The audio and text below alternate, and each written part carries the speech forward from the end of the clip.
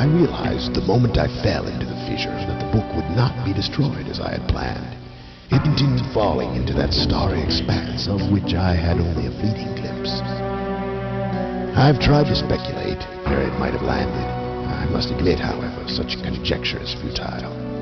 Still, questions about whose hands might one day hold my Myst book are unsettling to me. I know my apprehensions might never be allayed, and so I close, realizing that perhaps the ending has not yet been written.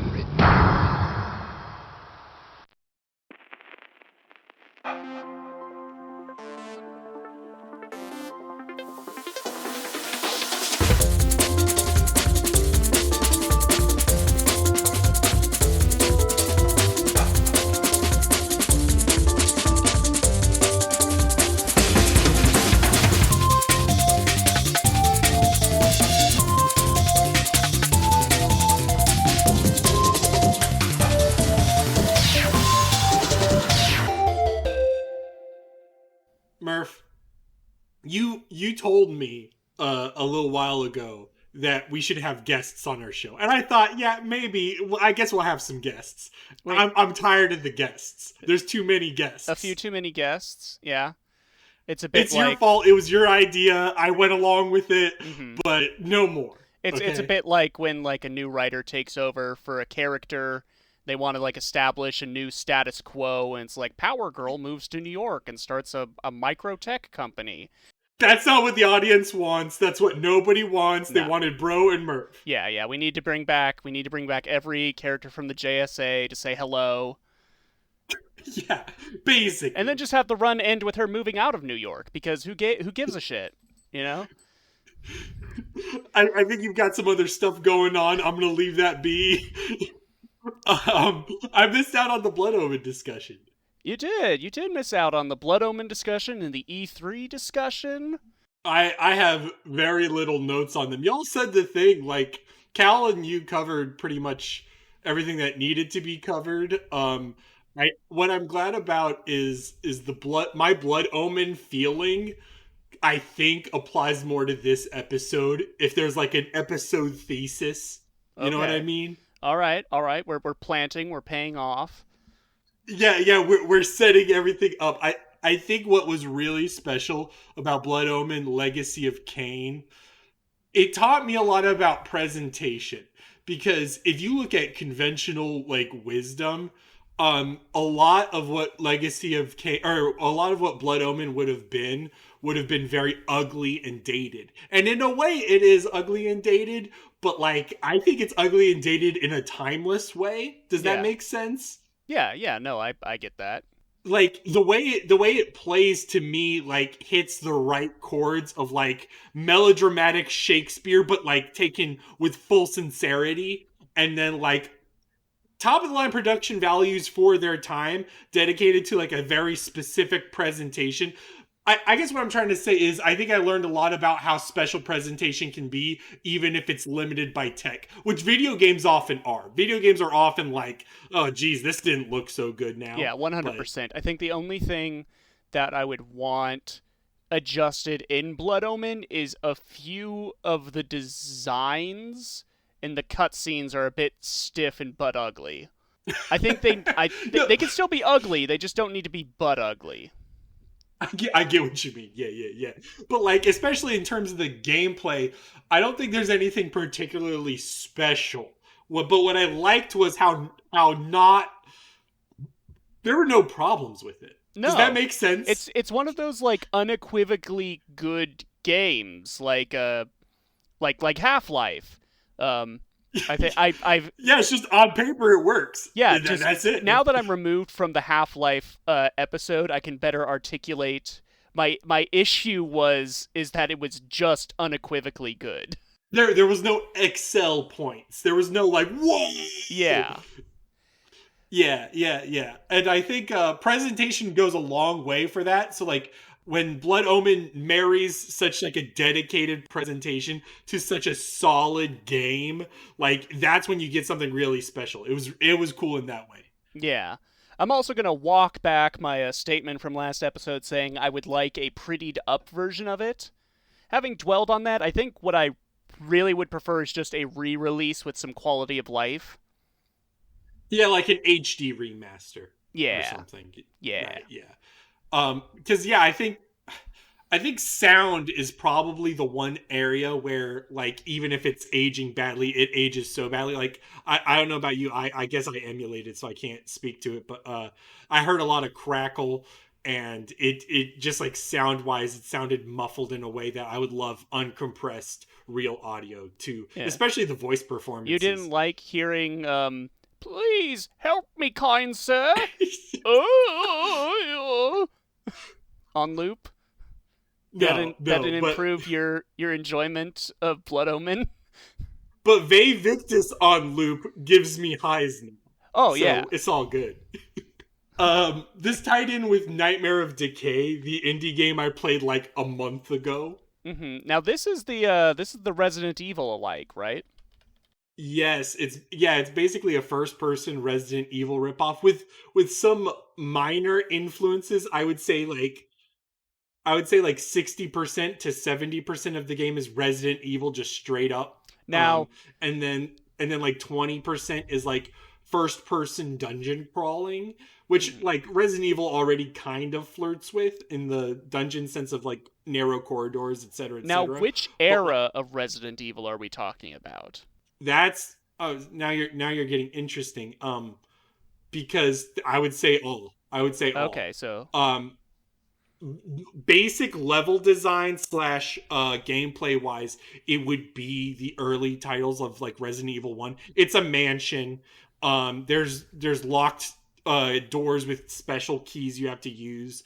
I would say what makes it more interesting is when you get to slight variations or some more Silent Hill-esque puzzles, or specific enemy types that aren't necessarily like, oh, this is a superpowered zombie, but are much more like the sort of gun wielding. I would compare it more to like the crossbow users of like the castle in Resident Evil 4. Does that make sense? Okay. Where there would be ranged opponents that actually matter and you have to care about them. It's like Resident Evil 1 through 3 if they had more of a focus on the combat.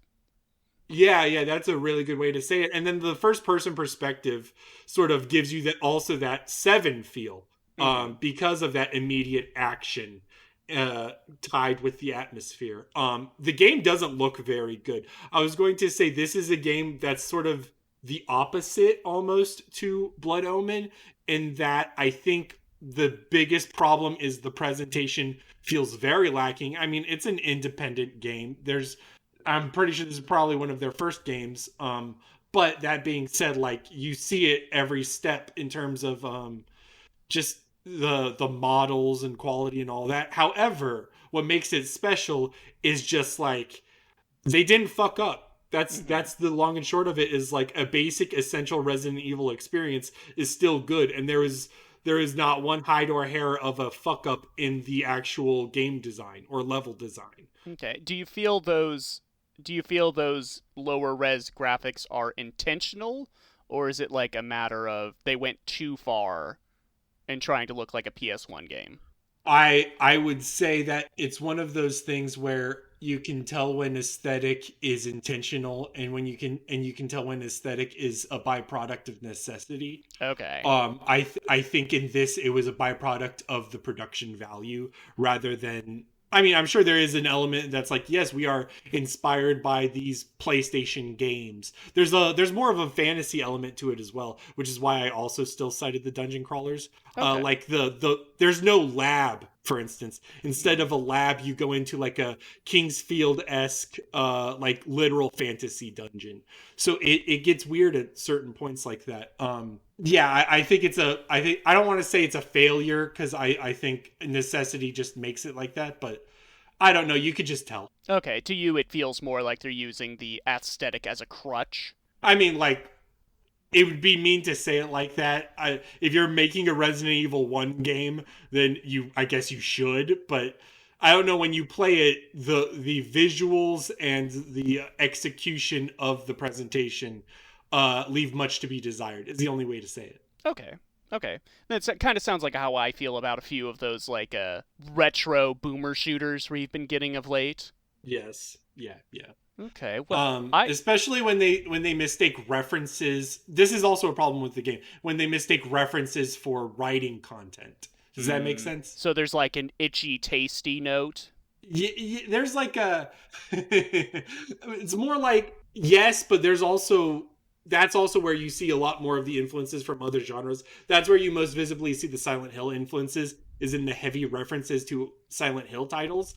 And other than esoteric puzzles, I think those didn't necessarily need to be there. They were a tad obnoxious, but whatever. Okay. Well, it may shock you that I also played a sort of Resident Evil game this week. I played The Final Station, which is a train game. There's a running theme. Yeah, and it runs on a track. I picked this up on the Steam sale mainly because it's been on my Steam wishlist forever. I according to my wishlist, I first put it there in 2013 and just have never bought it. So this was the sale where I was like, fuck it. I mean, how much was it? I'm sure it was like 80% off. It was $6. There you go. That's worth it. And I'm glad I did, because I liked this game a lot. So this is a sort of zombie apocalypse game, but it's not... It's got some interesting world building. It's kind of one of those post-apocalypses, where it's like there was an apocalypse, we rebuilt back from it fully, and now it's like happening again. Okay. All right. And also, it's not quite zombies. It's much more interesting. The way it reads to me kind of like, what if Ray Bradbury designed a world for a YA fiction title, and then someone wanted to make an M-rated zombie game out of it? That's a good pitch, though. Yeah. So what you do in this game, it's a minimalist pixel art style where it's a 2D side scroller. You've got your pistol, you've got your shotgun, and you are a train conductor, basically moving from station to station as this crisis is happening. It has a real slow burn start where it's very clear something's happening, but it's not until like really after you finish the first hour that the shit has hit the fan. Yeah. And you have to go from station to station looking for supplies and picking up survivors. Each station area is handmade. There's no procedural generation or something, which I thought going in. I don't think the level design is like wildly great, but each area tells like a little story. The enemies aren't that difficult to dispatch. In fact, I think the combat's pretty easy, unless you start getting cocky or sleepwalking your way through it. There was one point where I was like, oh, I have a ton of bullets. I'll just go guns blazing through the zone. And I ended it with like all close to death and no bullets remaining. Yeah. So it's a lot about using your melee because enemies go down in a consistent number of hits, using your environment, really looking for ways around enemies. Yeah. And then you get on the train segments, and the game does something that's a little experimental and interesting that I could definitely see annoying a lot of people. So when you pick up survivors, they ride to your train until you reach like the next safe place, which could be a number of stations down the line. And you have to manage their food, and if they're injured, you have to manage their health. And you've got to like bring them food packets, you've got to bring them med kits to keep those meters up, because if they drop to zero, then they just die. At the same time... That sounds punishing. Yes. But if you bring them to their final destination, they'll reward you with like a lot of money and supplies. But at the same time, the train you're on is an experimental train, so a lot of its systems are faulty, and so you have to like kind of go to different parts of the train and fix them when they're acting up. And if you just leave those sit, it's not a fail state, but it will drain the battery of your train, causing it to move slower. So that's not good. So those passenger meters become more critical. So you have to like move, keep your passengers happy and fed, have to keep the train running, but at the same time, your passengers have conversations with each other, completely unprompted from you. You're just in the room and they're talking to each other. And that's how you get a lot of the world building and story of the game. So it's an interesting situation where you're spinning 3 plates, but the third plate is really entirely up to you whether it matters or not. There were circumstances where I was like hesitating in the passenger car because I'm like, I really want to hear what this conversation is, but I got to go check on like the front of the train to make sure it's running properly. That's a great way to measure your investment, is because you can tangibly see what you're sacrificing for the sake of learning. Yeah. Just the world. And I really got into it. Like there was a part where I came back into the passenger car just as like one of the guys said something along the lines of like, we put God in the reactor, and I was like, you put what in the what? Okay. So it's stuff like that. I think there is one segment, and people who play the game and have played the game will know what I'm talking about. There's one segment where it really feels like you shouldn't be doing the micromanaging and sitting and listening to what the people are saying. But I won't spoil that. Yeah. I think this game is good. I think it's worth it at full price. I got 3 hours out of it. The story is worthwhile. It has a real gut punch ending. It does have a DLC chapter that came out recently, but I'm not interested in it because, like, the first line of the store page is, learn the secrets of the world of Final Station, and this is not a story where I need answers to anything going on. In fact, I think that would cheapen the experience. Okay, yeah, that makes sense. We could talk about that later on as well, but yeah. Yeah, that's it. I'm glad I finally bought it. I think it's a worthwhile purchase. Damn. Well, all right. That is sick. How much was it? It's $15, but it goes for $6 on sale. I've never seen it cheaper than $6. Okay, all right. And you played another game too, right? Yes, I've my second game is Ravenfield. What is this? Kind of stepping away from the survival horror conversations we've been having. Brogan, are you a lonely sort? Are you? Do you have to just have me bare my soul? Do you not like in the middle of a podcast? Do you not really like hanging out with others? I don't like it. Do you miss the days of bots? Yes, I love bots. Okay, so Ravenfield is a single-player only first-person shooter that allows you to put as many bots on the battlefield as you want. Yo. It has a sort of Battlefront, like original Battlefront style gameplay of like capturing points and managing your reinforcements. But it has a super low graphic style, and that's so you can really like cram in, like you can set so many parameters. Like I want this side to have 500 dudes. I want this side to have 600 dudes. The most I've gotten is 800. For both teams. The scale. You're just interested in the scale of battle. Yeah, and that's what this is. And now what's really great about Ravenfield is it's also highly moddable. There is a very large, very dedicated mod scene around this game that basically allow you to make it into whatever sort of FPS you want. There are people that have done like obligatory, like straight military simulator mods. In fact, that's really the bulk of them. It's like, oh, recreate whatever famous battle from history you want. But there are also people that are making like, hey, here's a medieval weapon pack and skin pack. Here's a zombie pack. Here's muskets. I did a great match where I did 200 dudes with muskets and flintlock pistols against 50 dudes with modern machine guns. And that was a fun match. There you go. So it's just very highly customizable, very moddable. I got it on Friday, and I've basically played it every day since in some capacity. It strikes me as one of those games where if this had come out in like 2012, by this point in time, everyone would have it in their Steam library just out of obligation. Some Gary's Mod shit. Yeah, it's like Gary. It definitely reminds me of Gary's Mod. Yeah. I don't have many complaints with the game because it's a game that's kind of hard to complain about. Like, you know what it is when you get it. Yeah. I think the vehicle controls are a bit ass. Every time I've tried to fly a helicopter, I just immediately crash into the ground and die. Okay. But otherwise, I'm getting a ton of fun out of it. It's really scratching an itch that I have not had scratched in a long time. There you go. That's how we measure things in the Daydreamcast, is itches and scratches. Have you played a game that scratched an itch? Maybe something that rhymes with Umurangi Generations? Murph, you're getting worse at the transitions.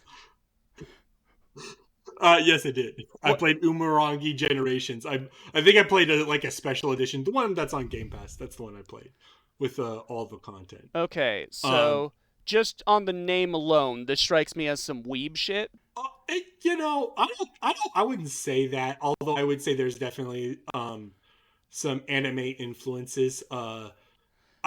The game is basically a photography game, and the pitch would definitely be Jet Set Radio, but for photography instead of graffiti. Okay. Although there is graffiti in the game. I'm looking at the Steam page, and the first sentence is a first-person photography game set in a shitty future. Yeah. Well, the pitch is that you're in like an alternate future where like aliens have invaded, but they're like weird blue squid aliens. The gimmick for them is they're like the one thing you can't take pictures of. If they're in the picture, you can't photograph it. They don't show up, or like the picture cancels out. Oh, okay. Which is one of the few rules to the game. Because what I like about the game is that camera system is definitely complex and mechanically enriching and rewarding, but it's not like very oppressive or objective in terms of rating things.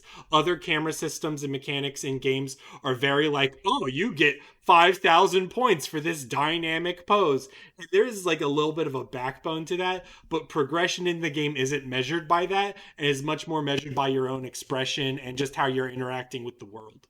Okay. And yeah, the world in terms of like politics and quote unquote shittiness is definitely like, I wrote down what I felt. It was like Jet Set Radio meets Evangelion meets District 9, and then like the core political commentary is that like Shin Godzilla thing where it's like the mediocrity of institutions. They're just trying to preserve what they have now rather than protect or build, especially in moments of crisis. This was a post-COVID game. Uh-huh. And I also thought when I played it, how it was commenting on COVID. And I think like film and television were the quickest to change based on that because of how communal they are and like the format of release. But like for video games, I feel much more of a connection to that critical commentary.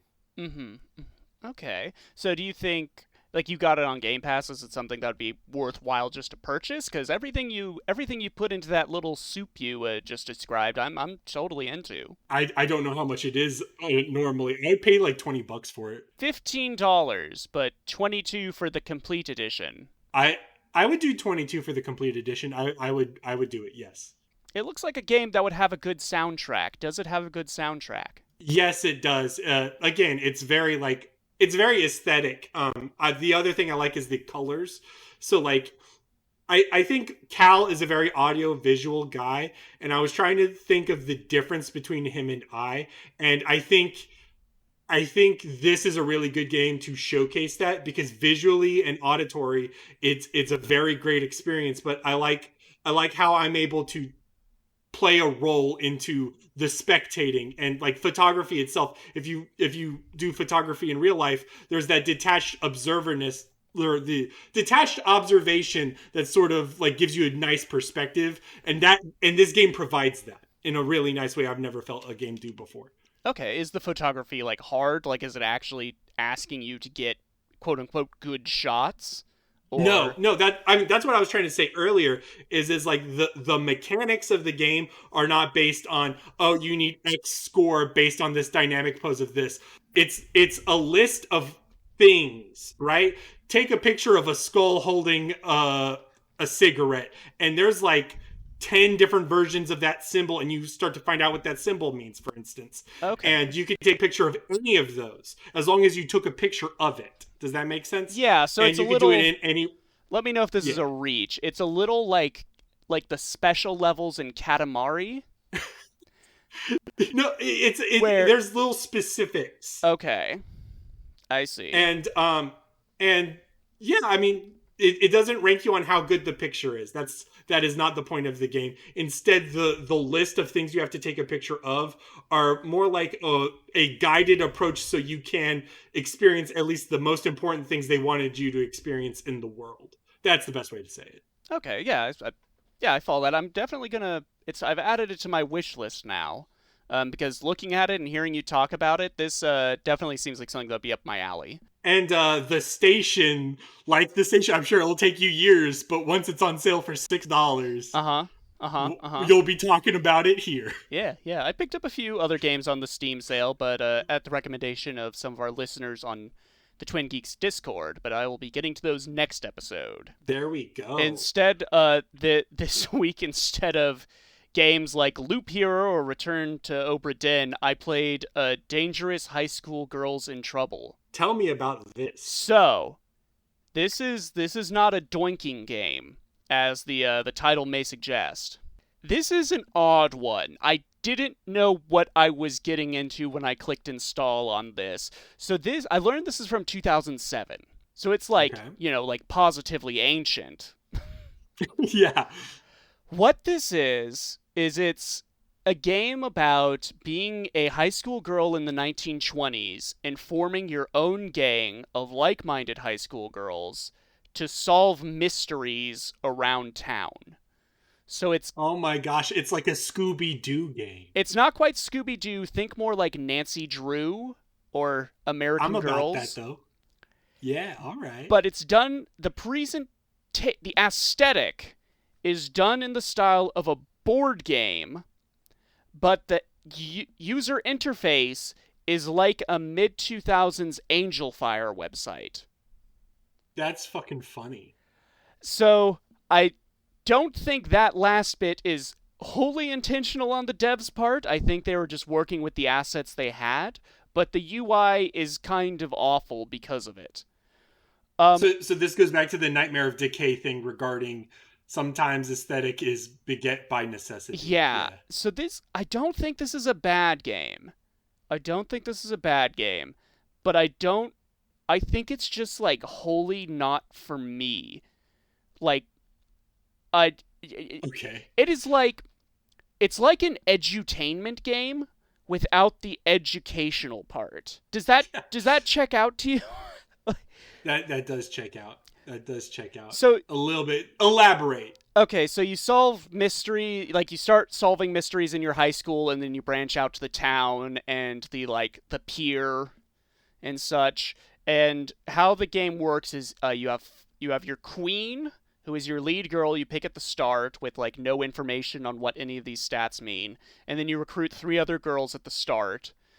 And when you confront an adult or a peer, it goes into one of 4 mini games. It's either going to be Hangman, Liar's Dice, some 1920s parlor game I've never heard of, or Insult Fighting from Monkey Island. And those are the only 4 games. So you really gotta like those games. Of those... Do you like those games? I guess the Hangman was a little engaging, because it's like you're uncovering sentences, and you have to guess what the next word is. Yeah. The game does have a sense of charm to it. It really, like I said, it's like an old Nancy Drew book, not like any of the new reinventions of that original. My dad gave me his Hardy Boys books to read growing up, and this reminds me of those very much. Okay, yeah. Yep. And it's fine. It's kind of the opposite end of the spectrum, as we were saying, from Legacy of Kain. It's unequivocally good, I guess, but I don't really think I can recommend it because it just feels like a game out of time. I get you. Yeah. Yeah, and I've played a lot of I've played Nancy Drew games, like the Haunted Carousel. Shout outs to that one. And those I don't know if this is lining up, but it is literally it was built for kids, so it's palatable to kids, but it's also too complex and not kiddie enough. Does that make sense? Yeah. Yeah, definitely. And it's And it's like, where I don't know whose audience this would be for. I guess 13-year-old girls. Yeah. I would ask you if 13-year-old girls is your game's primary audience. Yeah, like I said, it feels like it wants to be educational, but I'm learning nothing about the time period or what it means to be a high school girl in the 20s. Like, they haven't brought up like Yeah. prohibition yet at all. It's not relevant, clearly. No, it's not relevant, but also, like, I'm not, there's like a throwaway joke about the suffragette movement. Oh, that would have been nice. But it's not like they They stop. probably would have cared about that one. It's not like they bring up like a card that says in 1921, Susan B. Anthony, jabba dabba dee da. So that would have been nice. I think for like Assassin's Creed would have done that. they would have, and then they would have had Susan B. Anthony give you like a cool dagger. Oh, okay, continue. Yeah, I think for like a child, not necessarily a girl, from like 10 to 12, and also it was 20 years ago, would enjoy this, but I think these days kids want... I think there's been advancements in children's media. Yeah, I can see that, sure. They may not be interested in this, is what you're saying. Yeah, it's just a curious artifact that I went into completely blind. And I probably won't play anymore, but I didn't hate my time with it. And that's my take on Dangerous High School Girls in Trouble. Dangerous Murph in Trouble. Oh, yeah. There we go. Are we ready for the Variety Minute? Yeah, already? yeah. I think, you know what? I think I could recommend Dangerous High School Girls in Trouble if it got like a remake or an update of sorts to fix the UI problems.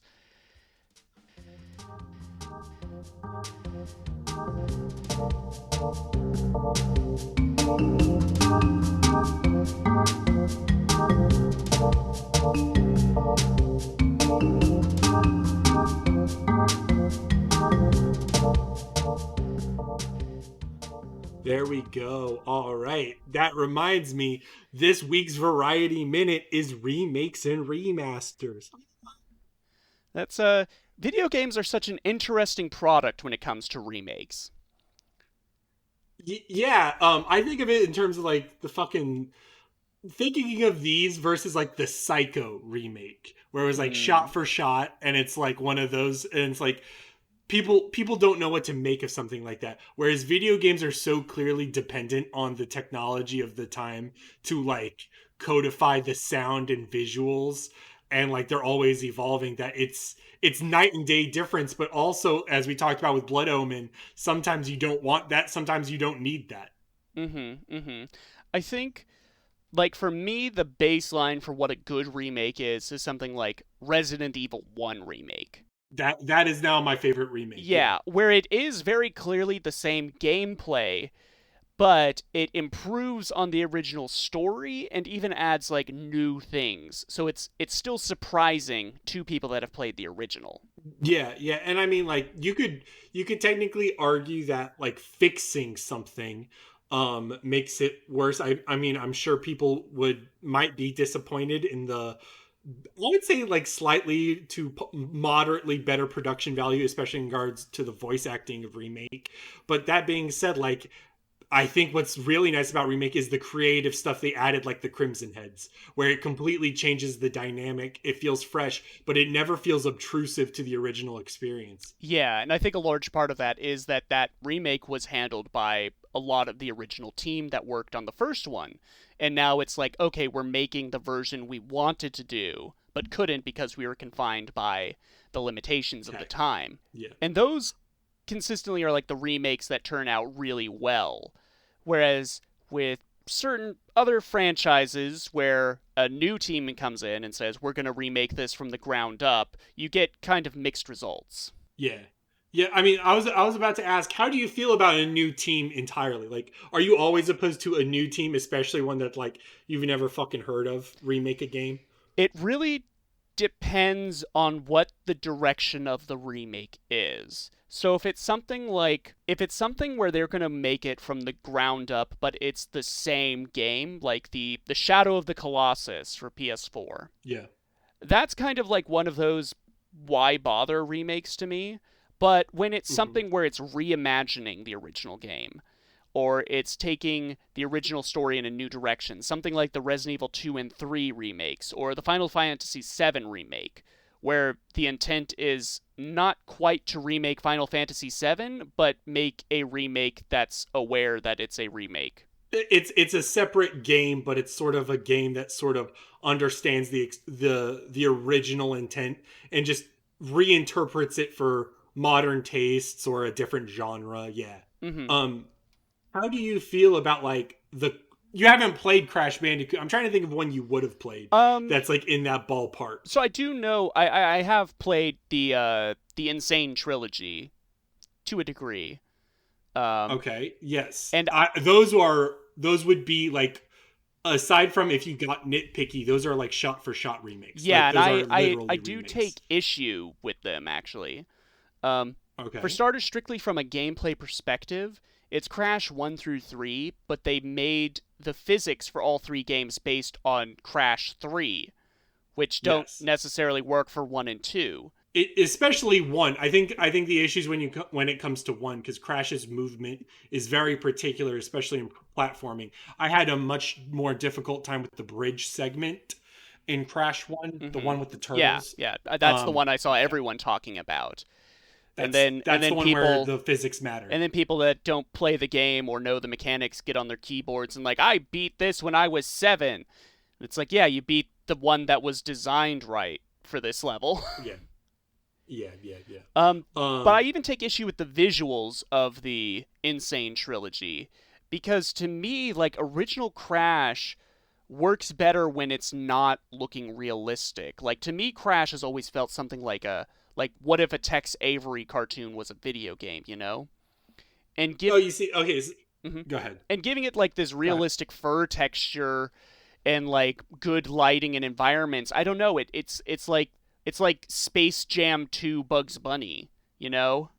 You know, it's so weird because there's a part of me that agrees with you, and then there's a part of me that disagrees, because I think let me try to think of the way to say this. When we talk about fur and basic design, it is actively trying to like give that realistic texture to those characters. However, I think in terms of animation and voice, I think they actually doubled down on the Saturday morning stuff. And I think if you look at like, for instance, Neo Cortex is very different from the original 3, and he's much more in line with what Cortex is now as a character in terms of, I'm goofy and cartoony. Yeah. Like that is the new Cortex, and they reinterpreted him in those old games like that, versus the original Clancy Brown, a lot more sinister, a lot more basic, which, I mean, you could complain about, but I think I think when we hit those weird marriages, you know, whatever, I would say that Crash 4, the Out of Time one, which I didn't play a lot of, but I saw a lot of clips of, is probably them trying to fulfill a much more visual, cartoony design. Yeah, and I think Crash 4 definitely looks better compared to the Insane trilogy.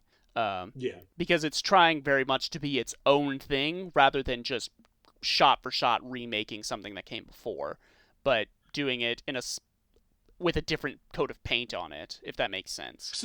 So you're definitely not about like the Blue Point Demon Souls remake then, right? I mean, I haven't played the original Demon Souls. I don't really have much intent to play this one, because it just reads like all the issues I had with Dark Souls 1, but more. Really? Yeah, I mean, you should give Demon Souls a shot. Okay. But that being said, I'm curious as to, like, because of that distance, would you be interested in like emulating the original, or would Murph pick up the remake? I think if I were to play Demon Souls, I guess I would play the remake. Okay, that's interesting.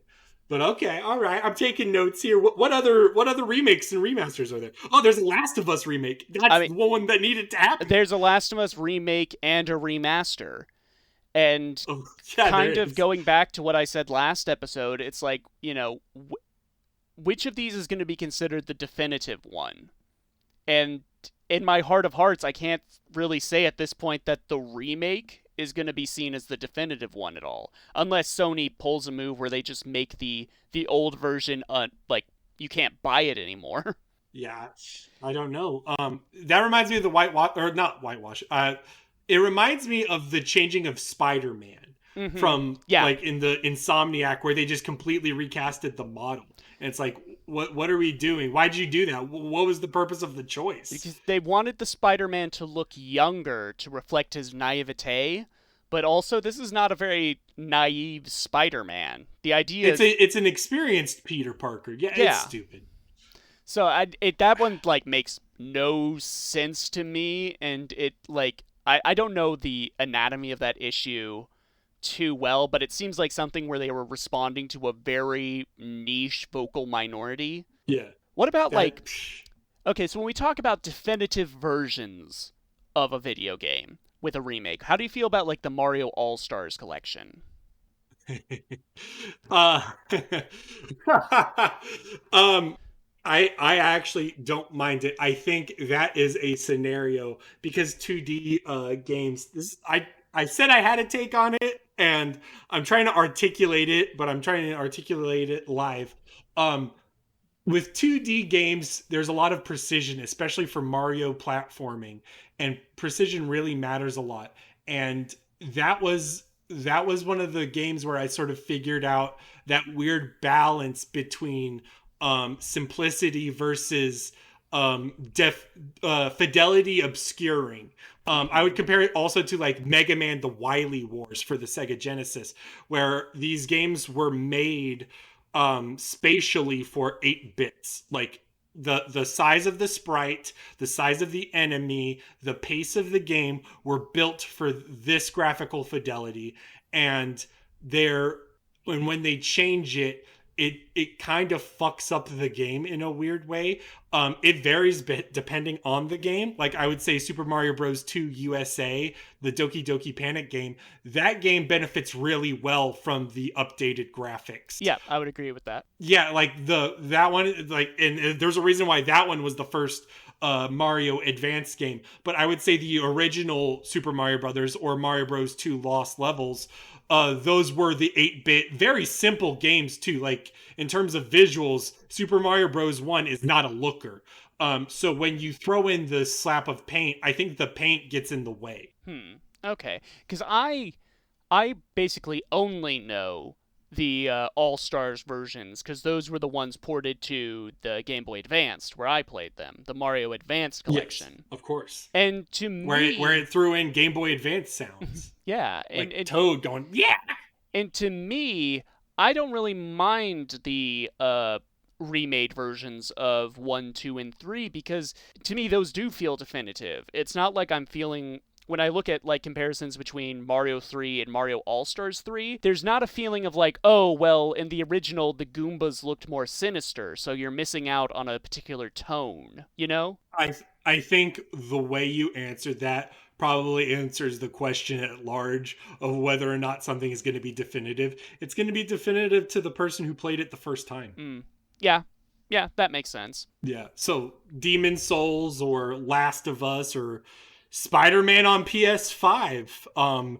If there's enough people who play it, it will become the one that dominates people's hearts and minds. I think the time between the original and the remake matters a lot, because there is a feeling of like something like the Medieval remake. I loved the Medieval remake. Yeah, but that's like has a feeling of like it's bringing it to a new generation.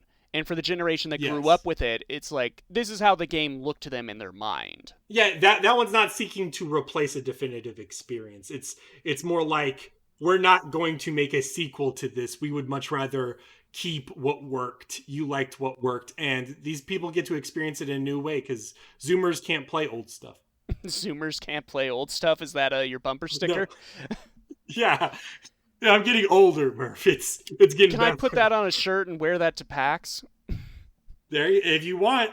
Yeah. Okay, I think you'd get yelled at, but I mean, any attention's good attention, right? Yeah, I have a particular topic when it comes to remakes. Okay. And this is going to sort of the esports scene. When companies take older games that have a very dedicated, homegrown fan base that play it multiplayer, but then the company remakes the game so that they have control over the esports scene of it. Is this an Activision Blizzard thing or something? Or what? You know, to a degree, like I did put down like the Warcraft 3 Reforged, where they remade Warcraft 3 with new models and then did a heavy push for the esports scene, but everyone just went back to the original because that's much more moddable.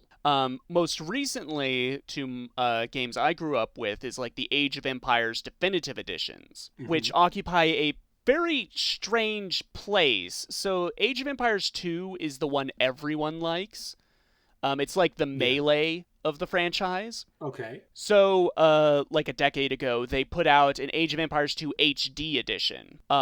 Yes. And to that edition, they released expansion packs and content updates and balance patches.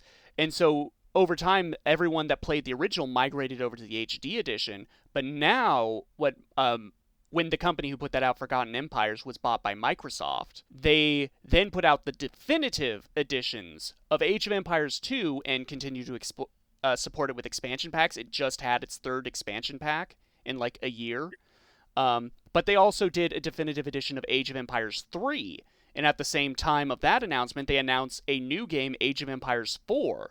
So they're pushing these 3 games that seemingly are in sequence to an esports scene. But they're able to do it because 2, 3, and 4 play wildly differently from each other. So they're not going to swallow each other up. You know, it'd be like if Capcom was pushing forward Street Fighter or Marvel vs. Capcom. Like, those are completely different games. Yeah, well, I was going to say, like, you know, if they were still supporting Street Fighter 5 along with Street Fighter 6 because 5 has characters and mechanics that 6 doesn't. So they see it as a separate game. Well, I mean, people do. I mean, seriously, I mean, what makes that live or die is whether or not there's enough dedicated people, because you can still find people who play Super Turbo. And I was going to bring that up, like Street Fighter 2 Turbo, which came out only a few years ago and had like new characters added to Street Fighter 2. Yeah, exactly. That's a good example. And then but people can still play it. You could just switch off the things, and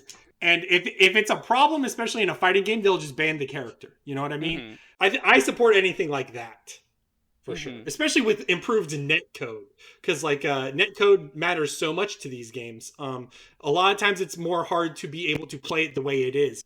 So, half the time you don't even want to remaster. You just want to be able to load the game properly on your fucking PC, and you can't because this game came out in 95. What the fuck? Yeah, and I think that's where, in some circumstances for those older multiplayer games, I wouldn't want a remake. I would just want a re-release with proper working netcode. Servers or whatever, yeah.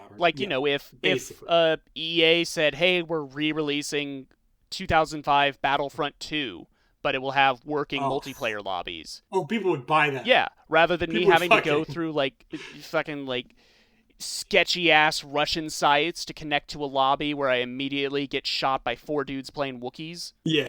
No, and then, but people don't. I don't know if they don't see the money in it, or if there is no money in it, or what. But I think it really is kind of like the sort of the Nintendo approach to things, where they want control over what the image is. You know, It's not like Nintendo is gonna re-release Melee, even though Melee is undeniably very popular still, because in Nintendo's mind, Ultimate is the current Smash. So all imaging should be around Ultimate. Well, I mean, to be fair, for instance, like that, when we talk about splintering a fan base, if you release an HD version of Melee, what the fuck is half the competitive scene gonna play? Mm-hmm. Yeah. Versus Ultimate, and at a certain point in time, they're aware that that would cut into sales. So there's an element of that, but I guess then it all goes down to fan stuff, fan remakes or fan releases or fan support. And that was actually the next little bullet point I had on my list, was fan remakes. Have you ever kept tabs on those guys that try to remake Morrowind and Oblivion in the Skyrim engine? Yes. Yep. And I mean, I've played fan remake. AM2R is a very famous one. Mm-hmm. Yeah. Or I put down the King's Quest 2 and 3 fan remakes, where they do them in the style of King's Quest 6 with voice acting and a more expanded story. and they were so popular that they got like actual voice actors from the King Quest series to be in them. Like they got the original voice of King Graham to voice in That's the awesome. 2 and 3 remake. That's the dream as a fan too. And yeah, I think it's just, yeah, like my original statement, it's about how definitive something feels and whether or not there's a feeling of replacing the original. Because in some circumstances, yeah, the fan remake of 2 is very good, but it also just doesn't have the same aesthetic and vibe as the original King's Quest 2, you know?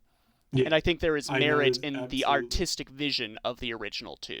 Well, if you consult the Metroid conversation between David and Pavlos and I, we came to a similar thing with AM2R, because AM2R, what fan remakes do is, especially when they take liberties to remake them, Black Mesa for Half-Life is another example. I just completely forgot about it. Where you see what they value, what a fan values, and those may not necessarily be the same values you had. Yeah. For instance, for Pavlos and David, they valued the atmosphere of the original Metroid 2, whereas the people that wanted to play AM2R or wanted to make a more conventional Metroid game, but be able to like a way to digest Metroid 2 in a way that they're comfortable with. Yeah. You know? No, I totally get that. And that's weird. That's where we get nutty, and maybe that's a conversation we can put off or whatever. Yeah, but I don't something think the to meditate remake on. conversation will end because our game of the week is something that has quite a few different versions of it out. Yeah. Do you want to talk about the game of the week? Is it already time? I mean, it can be. Do you have any other remakes you want to touch on? Like, what's your favorite remake? It would have been Resident Evil 1 remake. Okay, well, that's my favorite remake, so we're at an impasse. Yeah. What did you think of the Pokemon remakes? Real quick. I did write it down. Oh, so like the Fire Red, the Heart Gold, Soul Silver. Those ones are interesting because in a lot of circumstances, it's not so much about being able to play Pokemon Red version again. It's being able to play Pokemon Red version again with the modern mechanics. And I think that is where the allure of these the Pokemon remakes lie. Like being able to go through Ruby and Sapphire with the new Mega Evolution mechanic and having the story like adjusted for that. I think Pokemon fans are very starved for mechanical complexity. At least in terms of a base single player experience. I can't speak to competitive. So like, yeah, I'm sure being able to reinterpret it that way adds greatly to it. I would say that like for Leaf Green, Fire Red, it was a little too just like, I don't know. I didn't feel like a huge jump, but like Heart Gold, Soul Silver felt like a completely new experience in the best way. Those to me are games where I would recommend the remake over the original pretty much every time. I guess the Ruby and even Diamond Pearl? The Diamond and Pearl one I haven't played because I hate Gen 4. That's fair. I mean, hey, no arguments from me. Because to me the original Pokemon games have not aged well. I guess there, to what I said earlier, there is an aesthetic to the original like pixel art in things, but like we were talking about with the Mario remakes, the readability is more important to me. And like, you know, in the original games, when you look at your party, they're not actually represented by the Pokemon sprites. It's just like some generic creature placeholder based on what the type is. Whereas in the modern games, it just shows you a picture of the Pokemon. And those are the sort of updates that I want. I wouldn't want, like, a Pokemon demake. Yeah, I absolutely get what you mean. Yeah. Because that helps you engross you in the world, and that's, like, your value as a player. Yeah, and also I can't go back to unlearning mechanics I know. Like, you know, if I went back pre-Gen 3 and had to forget about, like, the physical special split, I wouldn't be able to make any progress. I get it. All right. Now it is time, Murph. Let's talk about some books and ages.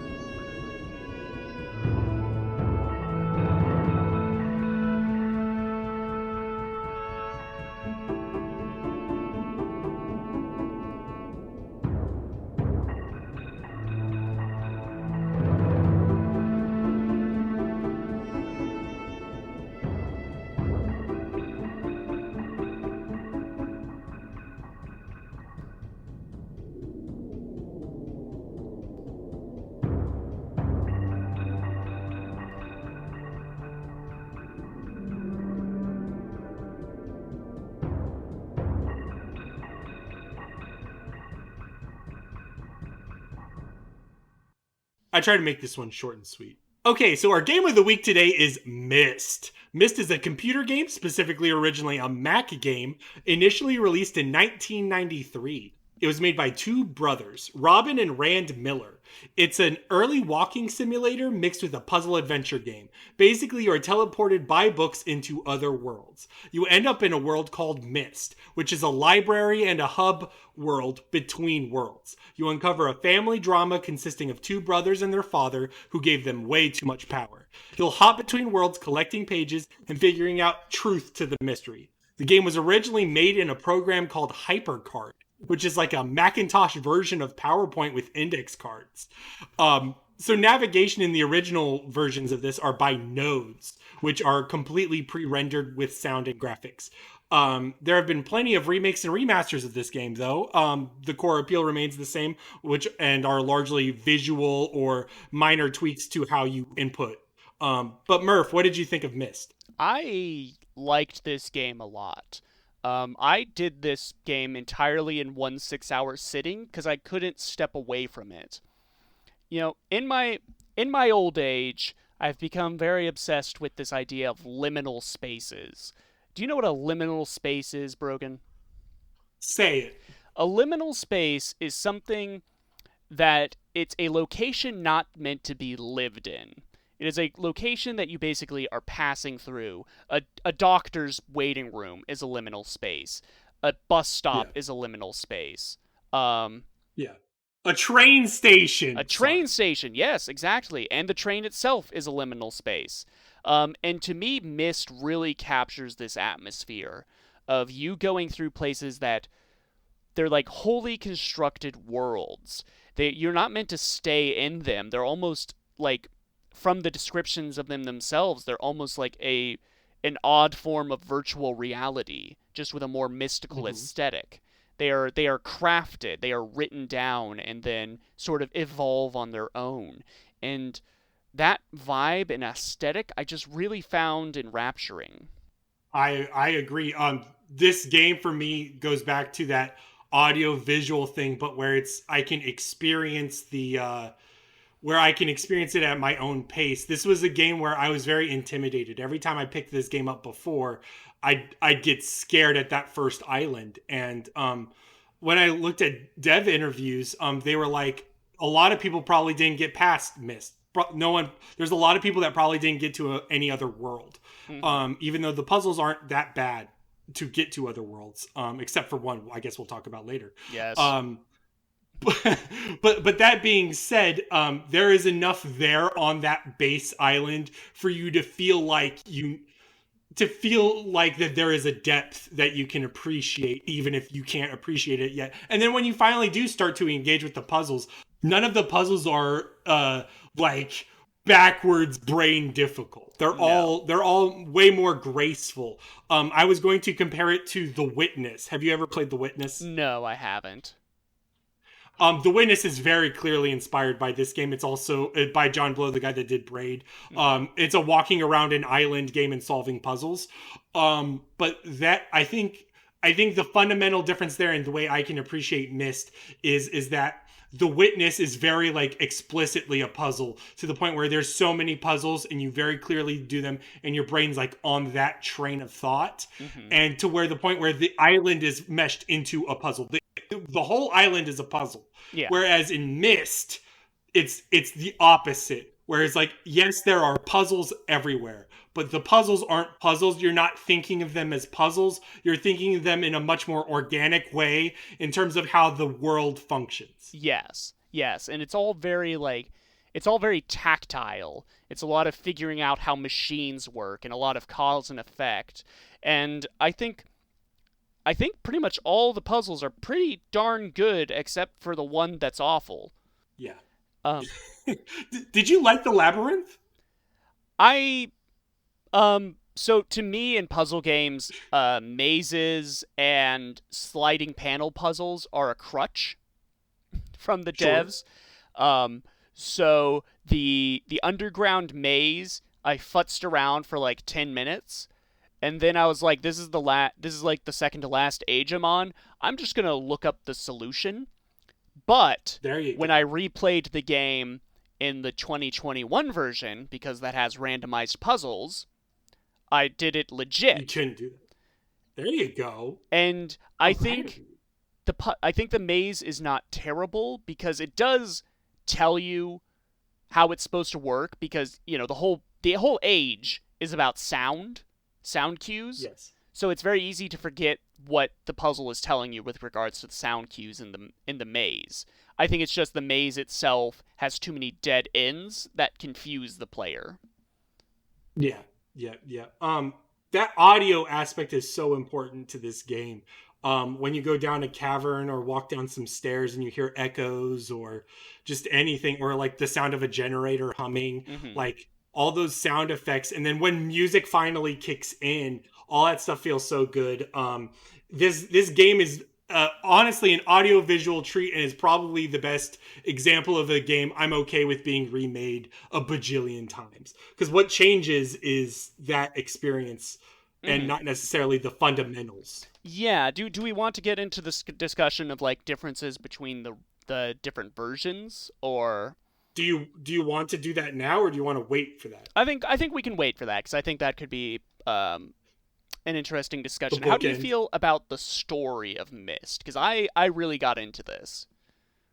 Well, again, I mean, I guess this is also going to show the difference between us and how we approach stuff. But like, I thought of it a lot in terms of that initial island thing where they give you a library. They give you multiple books that tell you what's going on. Even if you don't get off that island, you can experience enough of the story to understand, the conflict of the family at the very least. That's, you can understand that, and you can understand that the books represent different worlds. You can get all of those glimpses without necessarily the heavy characterization of the other worlds. So I really appreciate how it approaches lore, and it's all in a way that either you need to be able to do to solve a puzzle or largely appreciate on your own, which is a really nice balance that they were able to hit.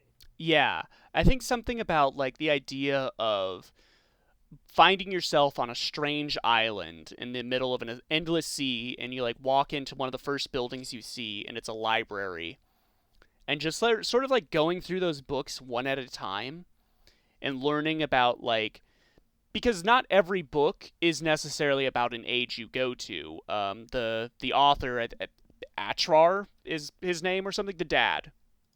Yes. He like makes Atris. He makes references to ages that you never see. Like, it makes reference to Riven, which is the world of the sequel game. But also like he makes talk about like helping a rebellion in this place called Everdunes and stuff.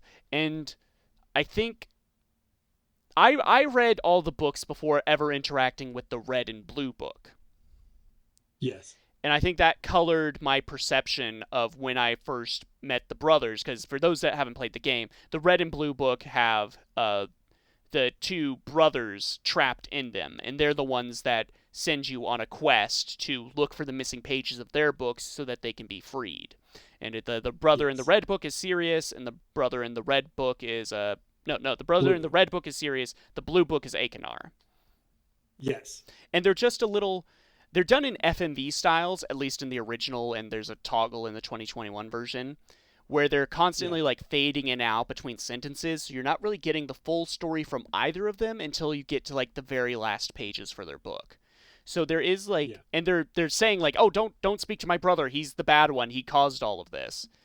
So going through each age and learning like little clues about the behaviors and personalities of the brothers and trying to piece it together, I got into that mystery, even though I guess on all the clues were pointing to both of them. Spoilers, both of them are shit. Yeah. But at the same time, I was thinking that, yeah, they're both shit, but clearly one has to be more shit than the other, right? Yeah, I mean that goes into like how they set it up. I think they characterize the dynamic between them very well. I think the failure, and we talked about it privately, was that third ending. Basically, they are both shit, and you have to go to the dad to get the good ending. It's so... I wish the good ending was not so blatant. because you get all the pages from the different ages, and then depending on which brother you're talking to, they're like, okay, go. You're gonna input this code into this place, and you're gonna see the final page. But there's also a green book there. Don't open the green book, or else you'll get trapped. And it's like, okay, what happens if I click on the green book? And you open the green book, and there's the dad, and he's like, oh, hello. Both my sons are shit. Don't listen to either of them.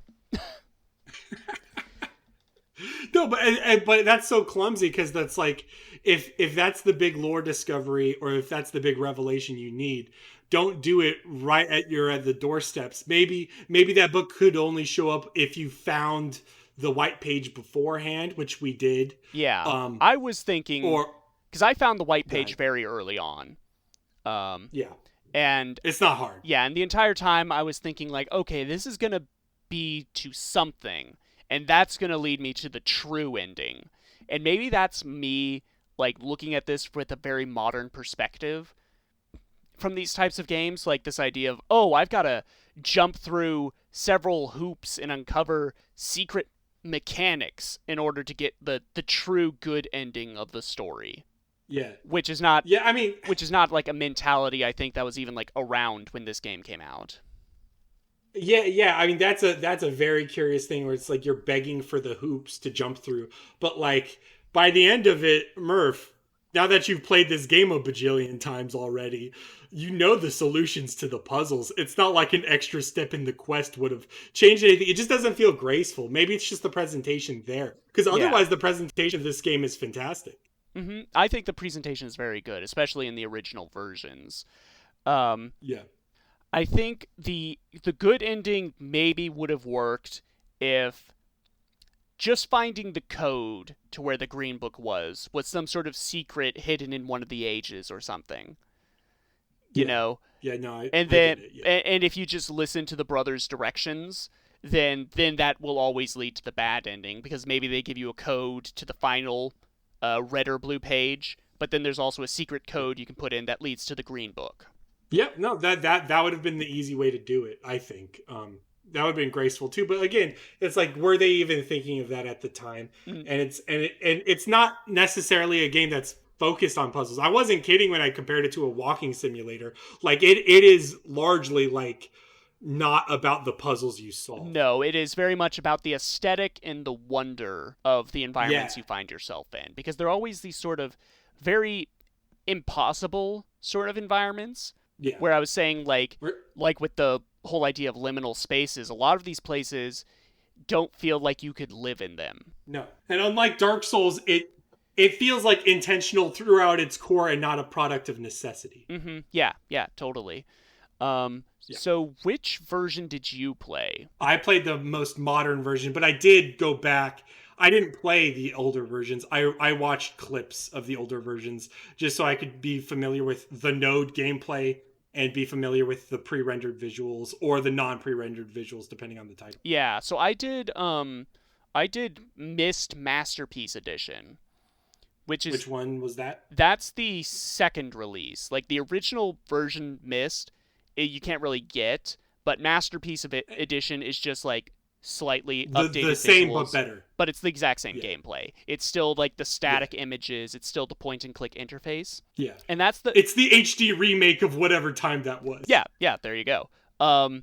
Yeah, and so that's the version I did of like a 6-hour, one sitting playthrough of, and then I went in and did Real Myst, which is Real Myst Masterpiece Edition, which is technically the 4th re-release, but again, like original Real Myst, you can't really get anywhere because it was a buggy mess. Yeah. Real Myst Masterpiece Edition remakes the game in Unreal 4.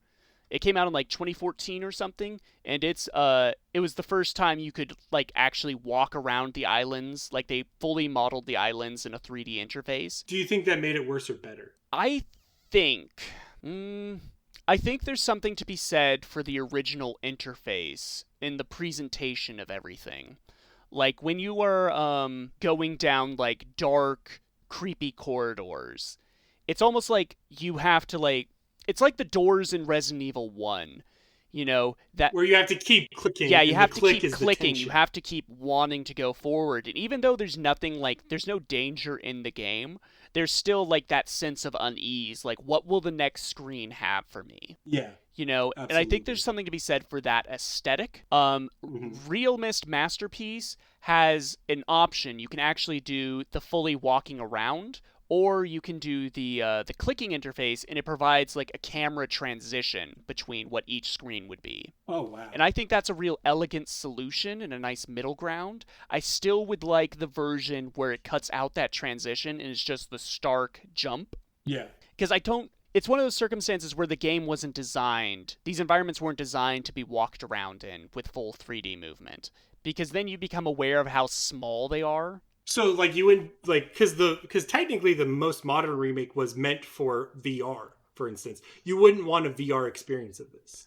I don't think so. And I think actually the 2021 version, where it was done in Unreal 5, is the least of the three versions I played. That's fair. And it comes That's fair. I mean, go ahead. I think it comes down to like we were talking about with like what is the vision for the original product. And to me, everything from like the lore I got about Myst and these ages is that these are artificial worlds. And the lower res graphics actually help sell that more because Yeah. it's because they do like the FMV cutscenes, like it's a real video of humans whenever someone's speaking to you. So I almost entirely buy that if I saw one of these dudes walking around, they would look like a real human interacting with these cartoon environments. Yeah. And maybe that's just my I get it. particular perspective on like the quote unquote lore of the game, but to me giving it Yeah. like the super realistic like environments where you've got like this nature and these like birds and butterflies floating around kind of kill the barrenness of the original. I can absolutely see that. This game definitely wants you to feel like you're in ruins. Even the library itself. When we talked about the library, libraries' books are mostly burned. Yeah. There's only a handful of books left, and that should say a lot about the intended experience of you're looking at ruins. You're looking at books. You're looking at old Yeah. stories and old worlds from another time, and Because you're sort of picking up the because pieces. ultimately what the game is, it's like Myst the quest for someone to talk to, right? Yeah, It's like you are trapped on this island. You don't know how you got there. The only people that seem to know something and can possibly help you are two sketchy dudes trapped in books. yeah, And it's like, well, I guess I'll do what they ask because I've got literally nothing else to do. yeah, Um, and again, sort of on the library in the differences between the versions. In the 2021 remake, you can only read the books that have like information in them, and they're very yeah, clearly like bright and stick out on the shelf. Like this is the one you're yeah. supposed to read. In the original, the books kind of blend together, and you can even click Yes, they on do. ones that don't have information in them, but it just shows a bunch of burned pages. And I think that Yeah, helps sell that idea of like something happened here. And hmm yeah, just a lot of the changes in the 2021 version. Maybe I'm petty, and maybe like because this was the third time playing through this story, I was kind of like, well, why change that? You know, like a lot of the puzzles interface are redesigned to be more VR like a lot more like yes. moving levers and knobs, whereas before you would just like click a button. Um, I've got some comments now. Sure.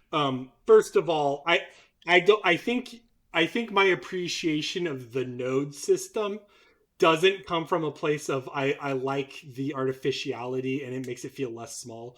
For me, it's much more like when they made those, they made specific images. They had to pre-render that specific Mm. image instead of making a whole world. So those are way more articulated in like intended poses, you Yeah. know what I mean? Whereas when you're just experiencing it freestyle, um it's not necessarily you can miss something, but you may see it from an angle that's less than developer intended, and it may lessen the impact for you. I don't mind the free roam, and I actually, looking at just the video gameplay, I preferred the remake one to, at the very least, the other free roam one. because the color palette like completely like matters to me. And like the older ones, the older Node titles had a more subdued color palette, but it's a little bit more saturated or a little bit more poppy. At least it feels like very personalized and stylized in a nice way. Versus that, was it Real Mist? Is Real Mist the first one where you could like actually move around? Yes. Yeah. Yeah, that's the one I'm talking about where I think the color palette is lacking, because at the very least I also want to feel not necessarily engrossed in the world, but that audio visual element really pops when the colors and sound work together. Yeah. And I think like Real Mist definitely feels, and the 2021 remake to a kind of the same degree definitely feels like it's using Myst more as a tech demo than actually like being about Myst. Like in Real Myst, they add in a day-night cycle to every age, which adds nothing and I think would confuse people. But I do like some of the redesigns for certain areas. Like in Real Myst, the Stone Ship Age, they set in an eternal storm. Like there's rain coming down constantly. Oh, I see that, yeah. And then like the Selenic Age with like the different sounds, there's like a heavy fog over everything. So when you see like something coming out of the fog and it's making this weird like repeating droning sound, it's a lot more mysterious. Yeah, no, definitely. So in terms of ranking, how are you ranking the versions you played? I think Myst Masterpiece Edition is probably like, if I'm gonna say like you are gonna like experience Myst, that's the version. Okay. But for my money, probably Real Myst Masterpiece Edition has enough like compromises, and it's a nice middle ground for people that might be off-put by the original interface, because you can still do the point and click stuff, or you can do like the more modern 3D movement. And also it offers a very generous hint system where in each age you can pull up like a list of, it's like a QA. It's like, how do I turn the water on? And it will say like, well, where do you turn the water on in your house? And it's like, oh, the spigot, stuff like that. And that's so graceful in terms of puzzle design. Yeah, and it also offers an entirely new age, not present in the original or the 2021 remake, the Age of Rhyme, which is sort of done after the story is complete. I guess you could access it anytime you want if you knew the solution. There's not a whole lot to the Age of Rhyme. It's a very interesting locale where it's like these frozen rocks and there's snow coming down and there's this really strange, creepy groaning in the background, like whales. I was under the impression it was meant to set up one of the sequels. Yeah, and the end point of it is that you see like a JPEG of Riven. Yeah, of course. Classic. Yeah. But still, like, it's more content, and I don't think it's awful. Yeah. Like, the main thing you get in Rhyme is a lot more journals. So if you want more from the story, which I kind of did by that point, I wanted to know more about these characters and how this world building literally works. Yeah. And that's not present in the 2021 version, which is very odd because it seems like that's where they would really want to show off some tech with like snow physics and stuff. Yeah. But yeah, I don't know what makes them choose the different things. I guess they might have thought they don't need to promote Riven anymore, but who knows? It is odd that like none of the other Myst games have gotten this treatment. It's always Myst 1. Well, I mean, I was going to say, looking at reception afterwards, it's very curious how well this game sold. This game sold fucking bad. Oh, one of the best-selling PC games like ever. One of the best-selling games ever. Yeah, and it's interesting because like I looked at reception afterwards, and people love the later game. People love Riven. Yeah, like, Riven's like beloved, and it's like, I guess the only reason why Myst is in our cultural consciousness is because they keep pushing it because that's the one that sells. But there's clearly love elsewhere, and there's a lot to like. There's a lot I would like to see in sequels. Yeah. So like the pitch to Riven for me was like, oh, this sounds really cool. Yeah, and like the game also. How do you feel about like the actual ending? You mean the third one, right? Like you mean the Yeah, good one, right? the good ending. It feels like it's brushing it away. It's like, oh, there will be a better one next time. Stick around and maybe you'll find out. I didn't get that scene the first time I played. What? Oh, did you just click the book immediately? I sat around for what felt like a minute, and I was like, well, he's not coming back. Might as well head. He said he would come back, Murph. Yeah, but he didn't right away. He had to burn the books, Yeah. Murph. You're Mr. Lore guy. He had to burn the book, which takes time. Yeah. It is, yes, it is odd how the game doesn't have, like, I don't know, it doesn't have, like, a payoff. Like, No. Atris is just like, oh, thank goodness you helped me. All right. You know, Yeah. the door's there. Yeah, oh, thank you, friend. You can explore Myst, which I've already been doing. Yeah, but I was expecting something of like, oh, I'll help you get home, because that's ostensibly your character doesn't know how they got there, you know? Gosh. Yeah. And then it is odd that the remakes, given that there is no like remake of Riven, that they still keep in the tease of like, hey, I may ask you to help save my wife shortly. Okay, it's like, all right, I know the sequel tease, but you know. Yeah. Oh, so my fun trivia about the actors in the game. So like you said, the two brothers are played by the brothers that made the game, Robin and Rand Miller. But did you know that they're the only two actors in the game? What do they do? Because Atris, the father, is also played by the brother in the Blue Book. That's so funny. Yeah. I could see that. Yeah. And that blew my mind. And I realized that I would 100% fall for any superhero alter ego. You would have fell for the Clark Kent thing? Yeah. No, 100%. That makes sense. Yeah. And it just goes to show like how actual like presentation of characters will have them feel different. And something about the 2021 version I flat out dislike is the CG models. Yeah, they're bad. Yes, you can turn on the FMV cutscenes, but that was something they patched in. Yeah, because the models suck. Yeah, the models suck, and also you don't get a lot of the weird camera angles that they do when the brothers are talking to you with the static fading in and out. In fact, they don't do the static at all. They just have like some weird blue and or red fog come in and obscure them briefly. The FMV thing goes back to the Blood Omen thing where it's like, you know, if we go by Twitter objective standards, people would be like, oh, cringe, this is so dated. But it's like, no, literally, you couldn't get better. You literally can't, because like it's part of its identity. Yeah, and you know I would want like the FMVs work for the game. Yes, yes, they do. Because, like I said, like I buy that these worlds are artificial. I can buy that they just look like that, you know? Yeah. So having real people there, like, confirms that. Yeah. What was your favorite world? I like the Stone Ship Age. The one where you're, like, raising and lowering water levels. Yes, yeah, that's mine. And I also liked the lighthouse puzzle. The lighthouse puzzle is the best puzzle. Like, which part of the lighthouse puzzle? Like, the key? I would say all of it. I would say the key part, but then I also like when you have to do the when you see the compass and then you have to do the right degree. Yeah. That's another place where I say real Myst is better than the original, because with that moving the telescope in the original, it's a very small circle, and if you click anywhere outside of it, it takes you out of that screen. Yeah. So you have to very carefully, very slowly drag and move. Like you're moving literally by degrees.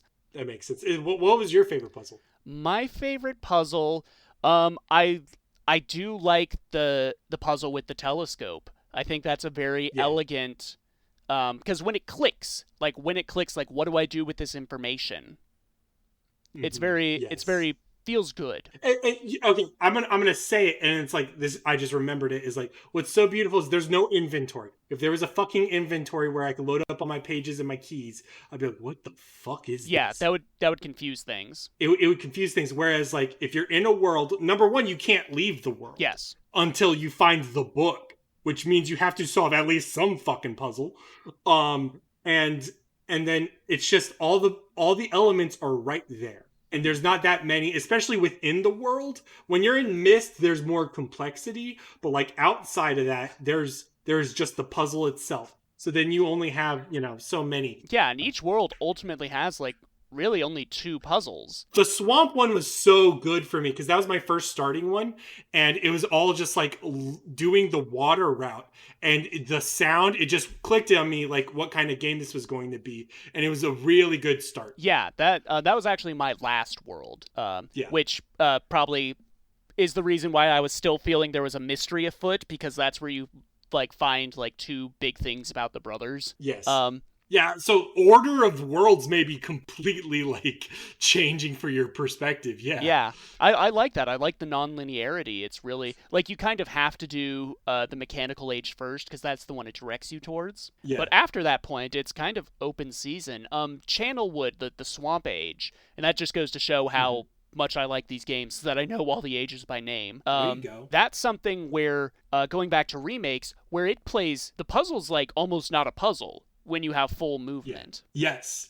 Yeah, it was very easy for me to just, oh, okay. Yeah, especially once you get up to the treetops, and that's like sort of a maze, you know? Mm-hmm. When you can actually just see where you're going and immediately backtrack when you realize you're going the wrong way. And there's so much depth of field versus the articulated spot where it's like, all right, I guess I got to take a left here. Yeah, or like just even, that's a place where the node, like slideshow gameplay does hamper the experience, because it's like, okay, I'm clicking forward. Forward is the place I want to go, and it's like, did you mean to go the path that's forward and to the left? You know. Yeah. I think that's where it's a bit clumsy, and then when you go through it with full movement, it's like, oh, I'm just zipping through this. Let me ask you now, are we going into broader topic, or did you have I mean, if we're still talking about puzzles. Oh, God. Can I talk about the worst puzzle? Yeah, you can talk about the worst puzzle. Go ahead. Okay. I agree, it is the worst puzzle. It's bad. So, to get to the Selenic Age, which is the age of sound, you have to put in this combination on a piano. And you find the combination in the book for the Selenic Age, the journal in the library. But it's not just that you put in the combination on the piano. You then have to go to the other side of this little rocket ship and move sliders to match the tone each key makes. Yeah. And it doesn't fucking work. Oh, it was really bad for me. It was one of those where I couldn't cheat it either. I had to actively, like, do it. Well, you should be able to cheat it. You should be able to cheat it, because you can go, like, this is the 8th key on the keyboard, ergo it should correlate to the 8th, like, notch on the slider, but it doesn't at all. When I was telling you about why this doesn't work, I didn't realize the 2021 version is bad in completely different ways. What is the difference? Because that was the one I played. So the original, you can hold down the key, and it will, like the key on the keyboard, and it will play like the loop, but it's like a looping note. It's not like a single tone. I gotcha. But every loop is signified by like a loud audio, like a pop. Yes. But they're all different lengths. Each key, for some reason, they didn't get like, okay, a 30-second loop for each key. No, some of them are 10-second loops. Some of them are 5-second loops. They're not standardized. Yeah, so when you're going over and trying to count out the notches, each time you move the notch, there's also an audio pop. Yeah. So when you get to one of those that has a short loop and you're like, you hear 2 pops, you're like, oh no, I accidentally moved two notches. I've lost my count. Yeah.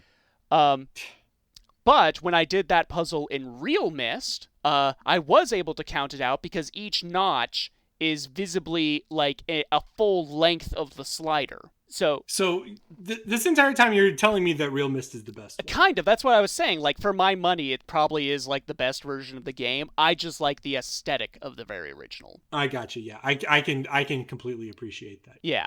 And then in 2021 Myst, they don't do the looping notes. In fact, it's just a single like 10-second tone, and then it drops dead. Yep. So you can't even like get in like a loop in your mind of like, okay, this is how it sounds. This is how it sounds. Going over to the sliders, and I'm tone deaf, Murph. Yeah. I'm fucking stupid. And for some reason, like, the sliders are fiddly again in the 2021 version, so you can't count them out. Yeah. It's bad. And then when I got into the age, I think that age is the most complex.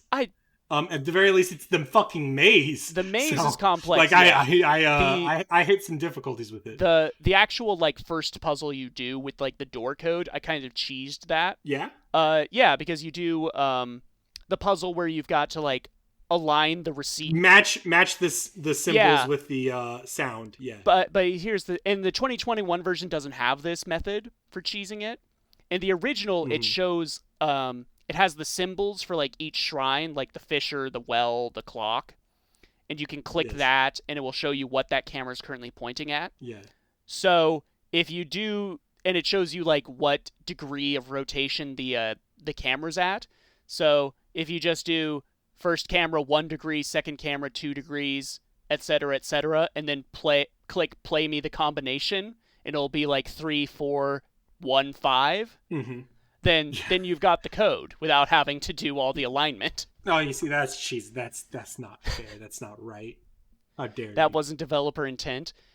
Granted, that's the only time like I ever did feel like I could cheese the puzzle. Yeah. I also liked the star puzzle, on Myst. Oh. Where you had to look at the observatory, type in the dates, and then you had to match them with the constellations. So that one in the original run, I accidentally skipped over because I was just pushing buttons. It's funny though, because I was like, oh, maybe I highlight the runes that the ship is pointing at. What? And that turned out to work. That's crazy. Oh, maybe that is intentional though. Maybe. But yeah, I was just switching things on and off, and then suddenly something worked. There you go. Damn. I guess I would ask, now that we're, I guess, broadening out, this is another banger game. We have played a bunch of banger games recently.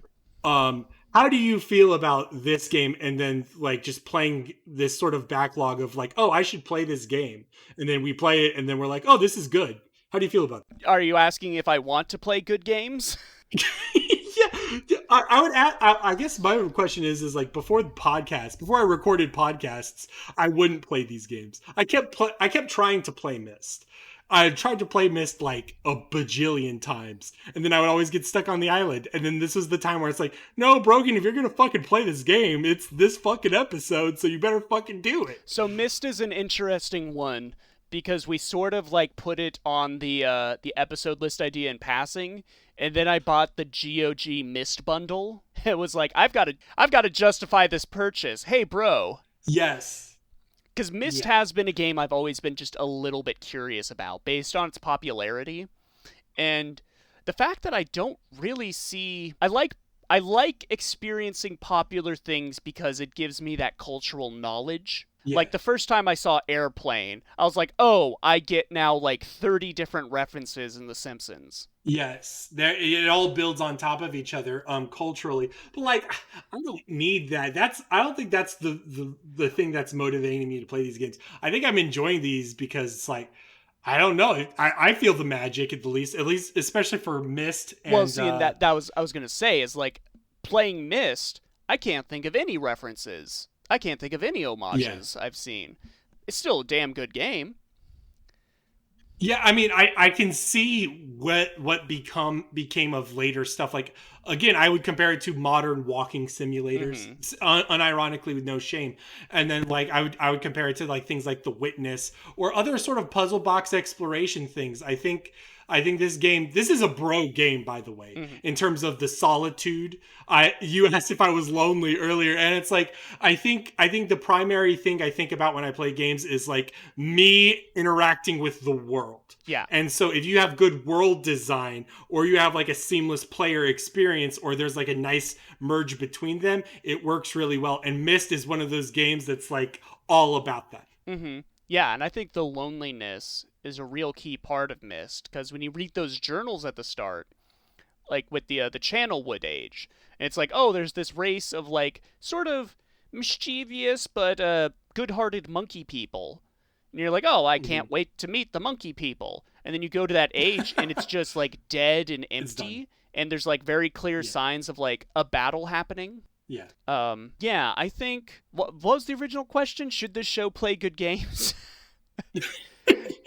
No, it's more just like how you feel about it, like in terms of the backlog. Again, because the podcast has changed my tastes. you had a project before where you would play franchises. Yeah. But like we're doing something different than that, where it's like we're literally just picking weird shit or bangers. Yeah. I like it's a big question. I only came here with Myst knowledge. You were prepared for the piano puzzle, but you weren't prepared for this puzzle. I am a person that experiences choice paralysis. Okay, yeah. Where, I am the person that will scroll Netflix for an hour and never make a solid choice and be like, well, that was my evening. That's why I started playing through franchises. So I could always have something like, if I don't know what to play, I can play this because this gets me further along on this project. Yes, so, that makes sense.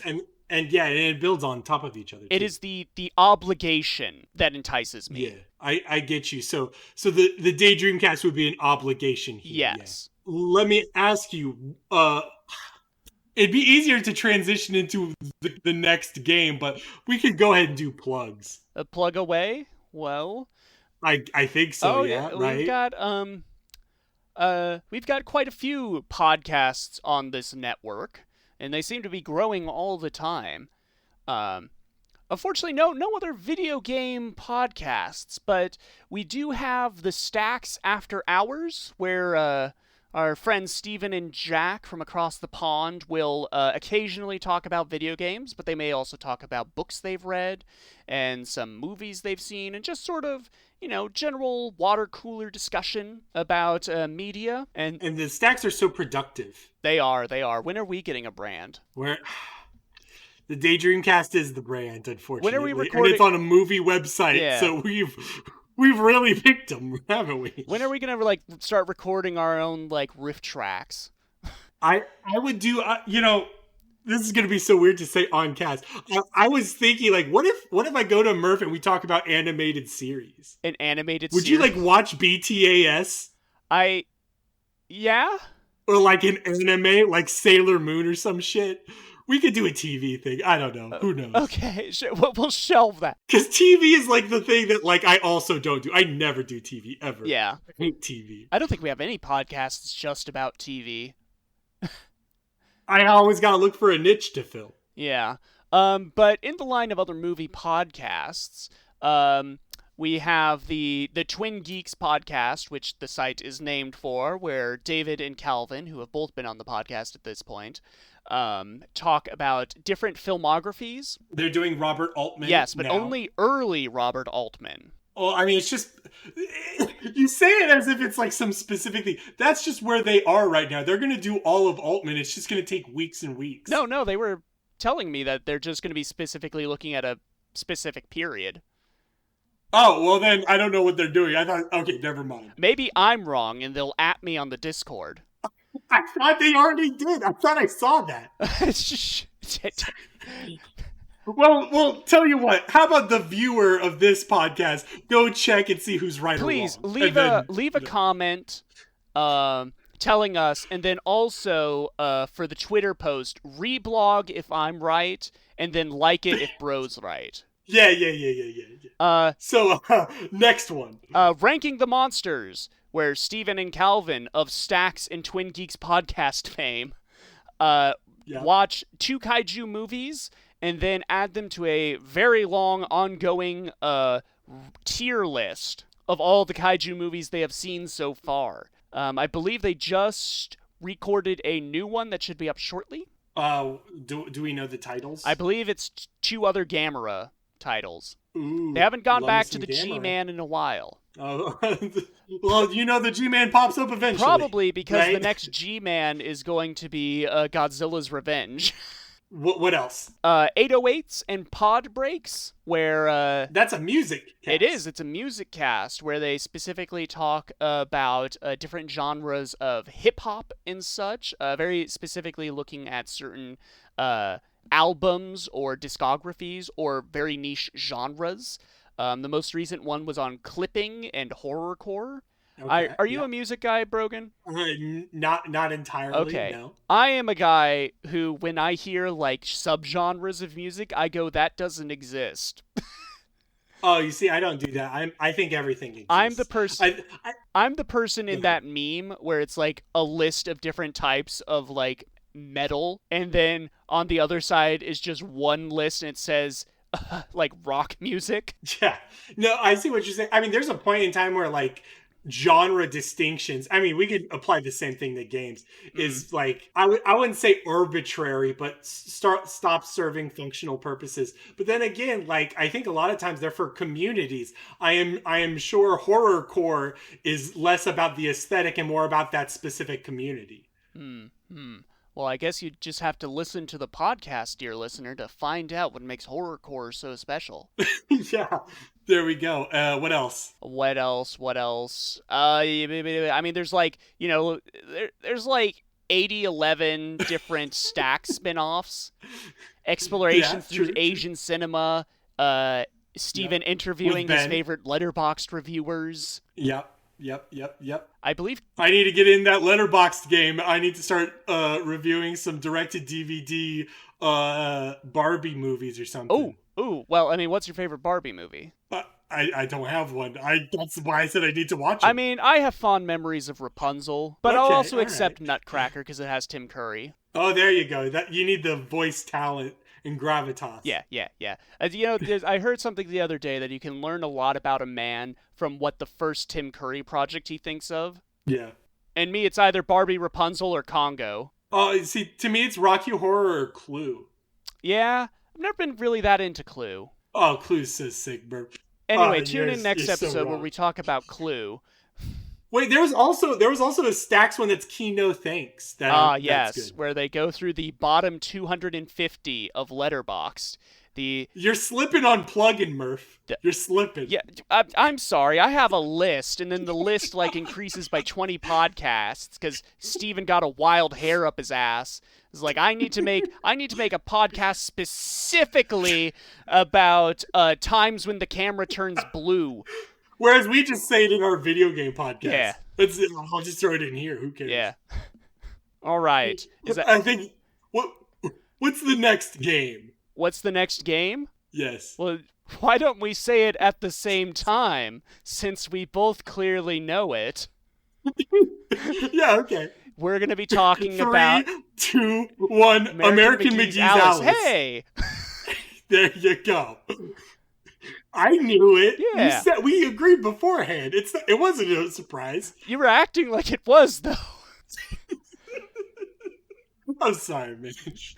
I thought it was funny to freak you out.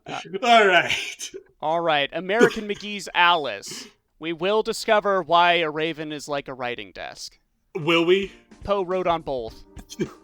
I assume it's just like Hot Topic Alice. Maybe it's better. Maybe. We'll find out. It's all about getting to the backlog, right?